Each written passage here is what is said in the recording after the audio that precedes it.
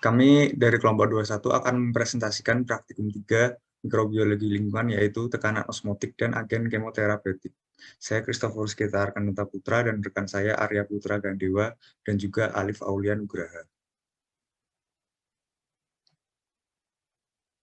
Tekanan osmotik ialah tekanan yang dibutuhkan untuk mempertahankan kesetimbangan antara suatu larutan dan pelarut murninya yang dipisahkan oleh suatu membran yang dapat dilewati hanya oleh pelarut tersebut. Pada percobaan ini, semakin tinggi kadar NaCl, semakin tinggi pula tekanan osmosisnya.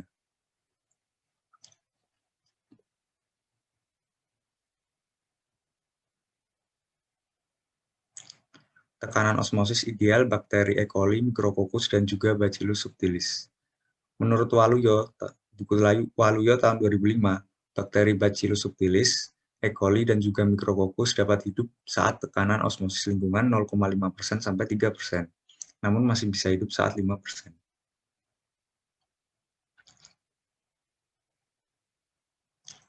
Konsentrasi NaCl 0,5%. Pada hari ke-1, terlihat air keruh berwarna putih sebagaimana mestinya karena adanya NaCl. Pada hari ke-5, terlihat endapan koloni Bacillus subtilis berstruktur melingkar berwarna putih. Konsentrasi NaCl 5%. Pada hari ke-1, terlihat air keruh berwarna putih sebagaimana mestinya karena adanya NaCl. Pada hari ke-5, terlihat air bertambah keruh namun tidak signifikan. Konsentrasi NaCl 10%. Pada hari ke-4, terlihat air keruh berwarna putih sebagaimana mestinya karena adanya NaCl, dan dari hasil pengamatan tidak bisa dilihat dengan jelas adanya koloni bakteri Bacillus subtilis yang bentuknya melingkar. Konsentrasi NaCl 15%. Pada hari ke-1 hingga ke-5, tidak terjadi perubahan kekeruhan dan pembentukan koloni Bacillus subtilis sama sekali.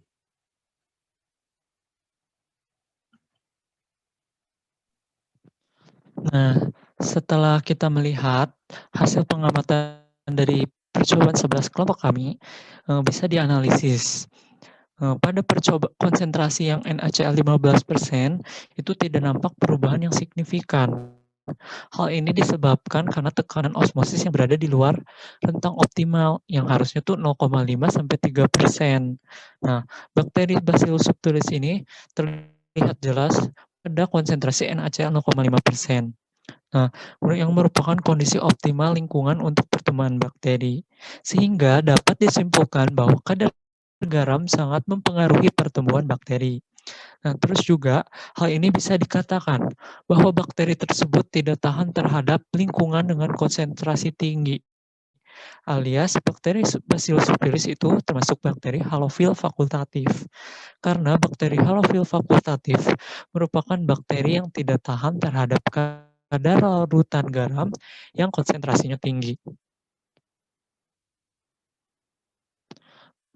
Nah, kesimpulan yang bisa didapat, pertumbuhan koloni bakteri ini sangat dipengaruhi oleh tekanan osmosis. Hal ini ditunjukkan dengan adanya pertumbuhan yang berbeda pada konsentrasi NaCl yang berbeda-beda. Lalu, bakteri Bacillus subtilis tumbuh optimal saat tekanan osmosis lingkungannya sekitar 0,5% hingga 3%.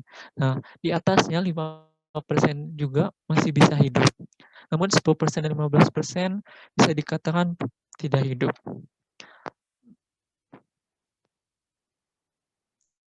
Lanjut, percobaan 12 itu agen kemoterapeutik. Apa sih agen kemoterapeutik? Agen kemoterapeutik itu senyawa kimia yang dapat menghambat dan mengganggu metabolisme mikroorganisme tertentu nih. Senyawa ini tuh dapat mematikan atau memberikan efek statik kepada mikroorganisme tertentu tanpa memberikan efek yang sama bagi hostnya. Nah, salah satu fungsinya tuh sebagai antibiotik. Next. Nah, pada percobaan ini senyawa yang dipakai tuh yang pertama tuh ada senyawa chloramphenicol.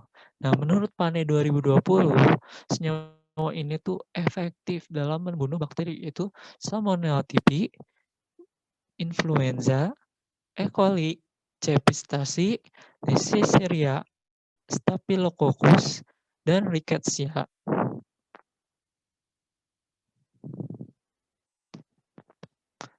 Lalu senyawa kedua itu ada senyawa thiamphenicol. Senyawa thiamphenicol ini menurut Wilcox 2011 itu efektif dalam membunuh bakteri Streptococcus pneumoniae, Streptococcus pyogenes, Haemophilus influenzae, dan Moraxella catarrhalis.